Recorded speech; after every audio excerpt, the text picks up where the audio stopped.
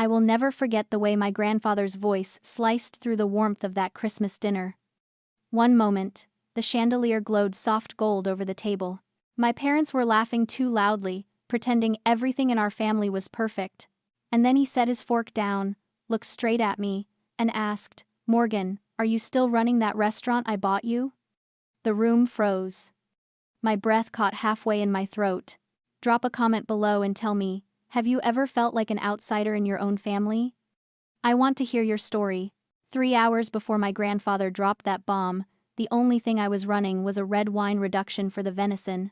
The kitchen of the Vance Lodge was my sanctuary, a stainless steel fortress of heat and order, completely separate from the curated fantasy my parents were constructing in the Great Hall.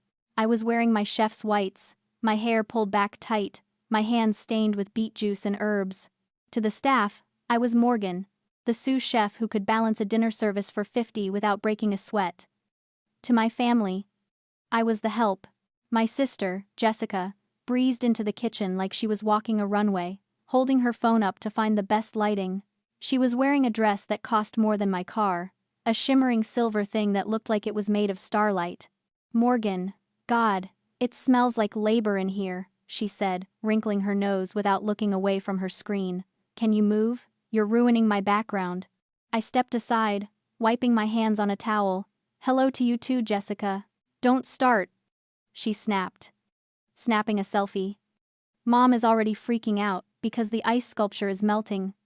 We need everything perfect for the investors. Just try not to look so much like yourself tonight, okay?" She didn't wait for an answer. She just spun around and floated back out, leaving a trail of expensive perfume that clashed with the smell of roasting meat. That was the dynamic. Jessica was the brand, the face, the golden child, who needed to be polished and displayed. I was the infrastructure, the scapegoat, the one who kept the engine running but was never allowed to be seen driving the car.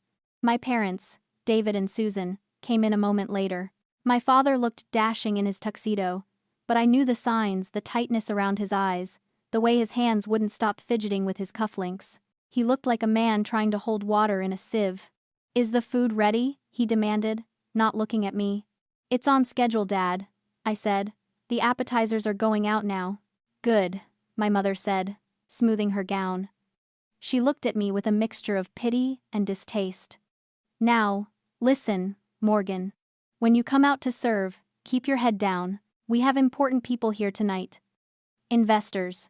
We don't need you trying to play family. You're staff tonight, remember that." "I'm always staff to you," I said quietly. "Don't be dramatic," David hissed. "We gave you a job when nobody else would. You owe us." I watched them walk away, their postures stiff, their smiles plastered on before they even crossed the threshold into the party.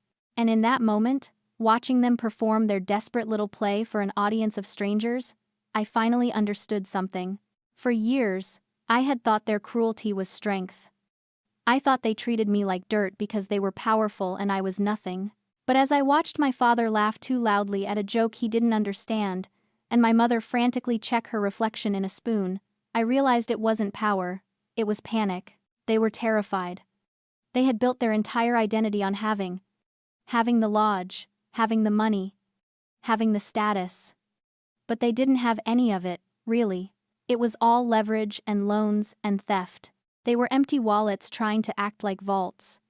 They had to crush me, to make me small, because I was the only one who saw them for what they really were, landlords of a life they couldn't afford. They didn't have value, they just had expensive costumes.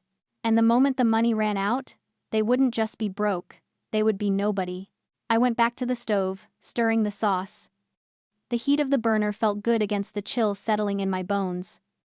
Outside the window, the aspen snow was burying everything in white, cold, and indifferent. Inside, my family was burying themselves in lies. I didn't know it then, but the shovel was already in my grandfather's hand. David's laugh was a sharp, brittle sound, like glass stepping on glass. He reached out, his hand hovering over my grandfather's arm, not to comfort but to control. "Oh, Dad," he said, his voice pitched high for the benefit of the investors. "The altitude is getting to you again. We talked about this. Confusion is a side effect of the medication." Susan chimed in immediately, her smile tight enough to snap a violin string. "Let's get you some water, Charles. You're mixing up your stories." Morgan is. Morgan is doing just fine. They were rewriting reality in real time. It was a skill they had perfected over decades, painting over the cracks in the wall until you forgot the wall was even there. For 26 years, I had handed them the paintbrush. I had nodded. I had stayed silent. I had accepted the role of the invisible daughter because I thought that was the price of belonging. But looking at my grandfather's face, confusion, warring with a sharp, terrifying intelligence, I realized the bill was paid. I stepped fully into the light of the chandelier. The heavy serving tray in my hands felt like a shield. "He isn't confused," I said.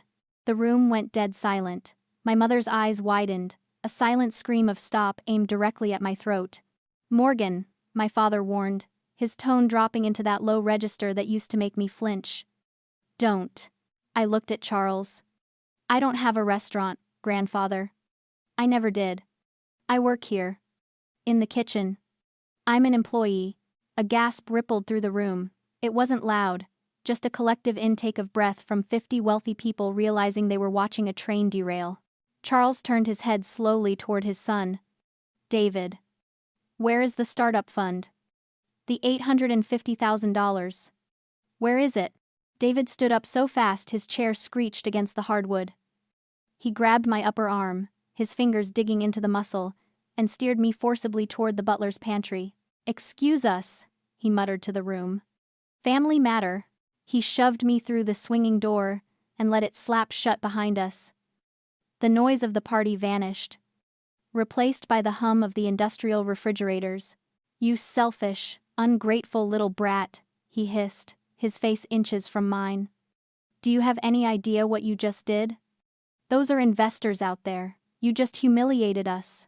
"I told the truth," I said. My voice was steady. It surprised me. "The truth?" He laughed, and it was ugly. "The truth is that we put a roof over your head. We raised you. We gave you everything. And this is how you repay us? By making a scene because you're jealous of your sister? You owe us, Morgan. You owe us your life." I looked at him, really looked at him, and for the first time, I didn't see a father, I saw a creditor. And then it hit me. The realization wasn't a lightning bolt, it was a slow, creeping frost. For years, I had wondered why I stayed, why I took the insults, the erratic shifts, the demands to be invisible. I stayed because they had normalized the cruelty. They had built a world where my pain was the baseline currency for their love. It's a trap, subtle and devastating. When you are raised in a house where affection is conditional, and mockery is the primary language, you don't recognize abuse. You call it paying your dues. You call it loyalty. They had convinced me that my suffering was noble, that being the scapegoat was a form of service. They had normalized the idea that I was a burden they were gracious enough to tolerate, so any theft, any insult, any erasure, was just them collecting interest on a debt I never actually incurred. But looking at David now, sweating and panic-stricken in a pantry, I realized the ledger was fraudulent. "I don't owe you anything," I said. "And I'm not covering for you anymore." "You listen to me," David snarled, raising a finger. "You go back out there, and you tell Charles you were confused. You tell him you sold the restaurant. You fix this, or so help me God, you'll be on the street tonight." The door swung open. We both froze. It wasn't a waiter, it was Charles. He had wheeled himself into the kitchen, his face set in stone. "She won't be saying a word," Charles said. "But you will, David. We're going to the library, now." The library was the only room in the Vance Lodge my parents hadn't staged for the gala. It was too quiet, too full of books they hadn't read, too heavy with the smell of old paper and accountability.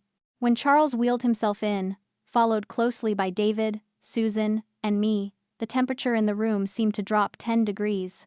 A man was waiting for us by the fireplace. He was tall, thin, and wearing a suit that cost more than my annual salary. I recognized him immediately.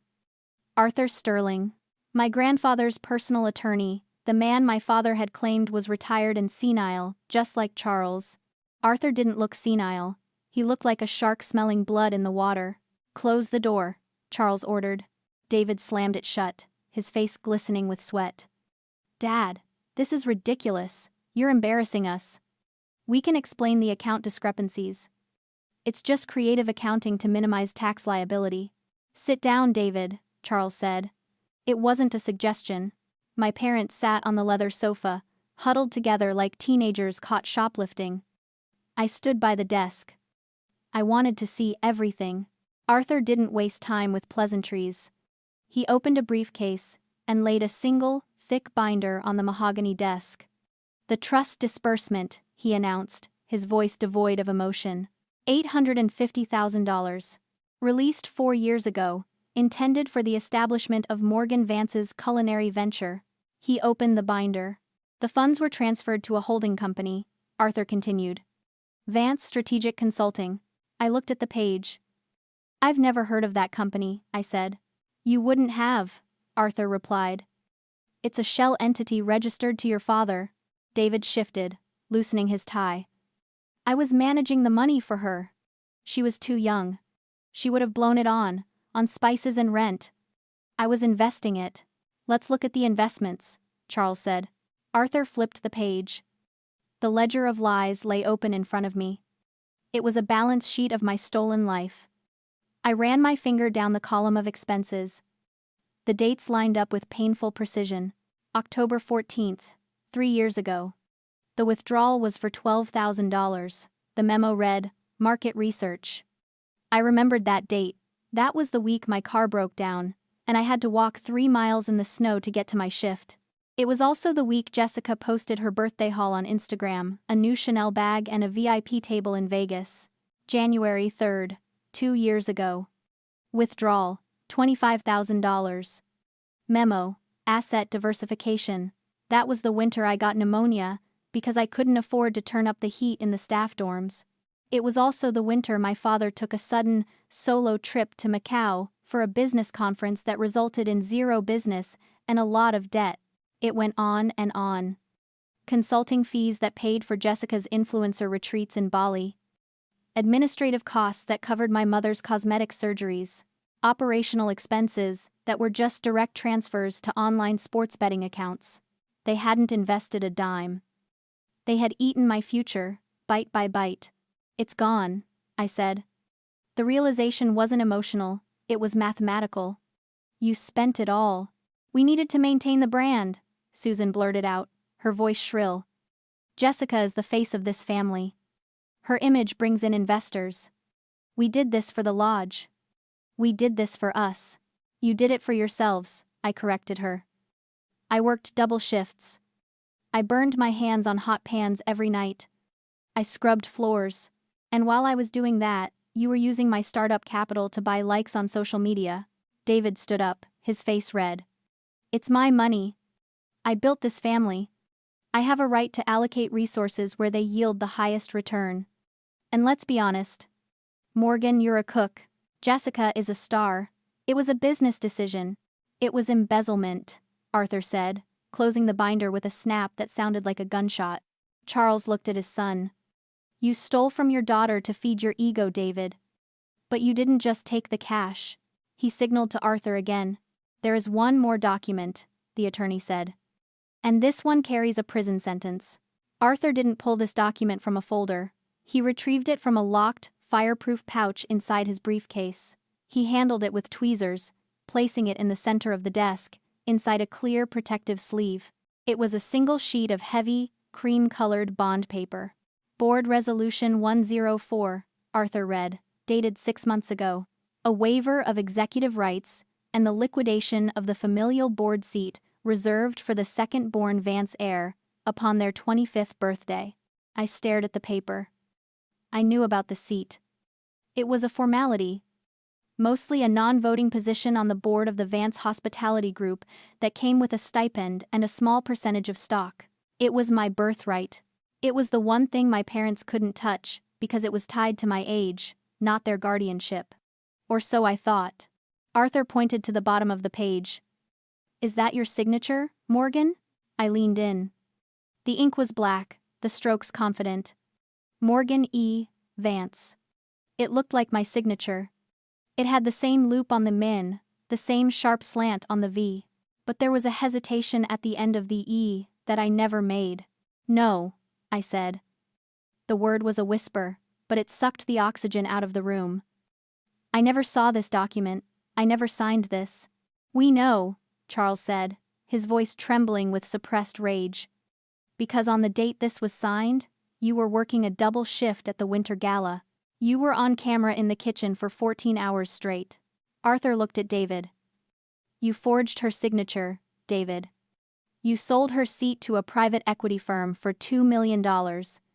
And you signed her name to do it. The room went deadly quiet. This wasn't just embezzlement anymore. This wasn't just bad parenting or a civil dispute over a trust fund. This was felony fraud. This was prison time. David didn't apologize. He didn't cry. He looked at me with a sneer that curdled my blood. It was a useless seat, he shouted, his voice cracking. You're a cook, Morgan. What were you going to do on the board? Discuss the price of truffles? We needed the liquidity. I made a command decision to protect the family assets from someone who has zero business acumen. You committed a crime, I said. My voice was calm.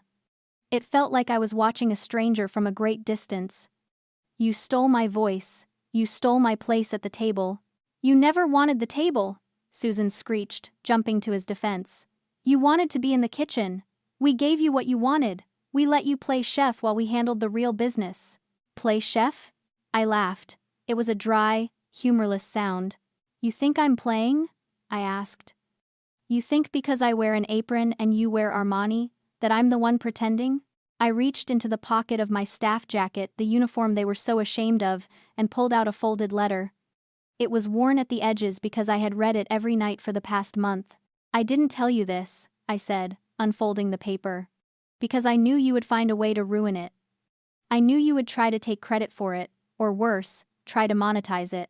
I placed the letter on top of the forged waiver.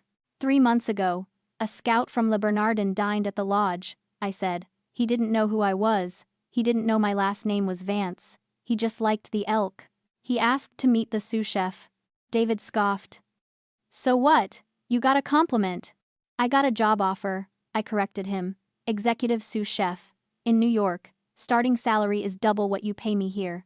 And they didn't hire me because of my grandfather's money. They didn't hire me because of a board seat. They hired me because I have talent. Because I have grit. Because while you were busy forging my name to pay for your failures, I was building a career with my own 2 hands. I looked at my parents, really looked at them. They were small. They were pathetic. They were criminals in couture, terrified of a world where their last name wasn't a currency. You stole my money, I said. You stole my board seat. But you couldn't steal my merit.